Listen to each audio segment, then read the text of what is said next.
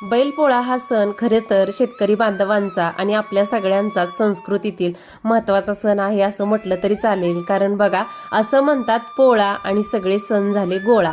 पोळा झाला की आता हळूहळू सगळ्या सणांची लगबग चालू होते. गौरी, गणपती, नवरात्र, त्यानंतर दसरा, दिवाळी या सगळ्याच गोष्टी. बघा, या दिवशी छान असं बैलांना पूजा केली जाते. वर्षभर हे रानात आपल्यासाठी राबत असतात आणि त्यामुळेच आपण शेतीमध्ये उत्पन्न घेऊ शकतो आणि शेतकरी बांधवांना प्रत्येक कामामध्ये हे बैल आपल्याला मदत करत असतात. त्यामुळे आज विशेषतः त्यांना विश्रांती दिली जाते.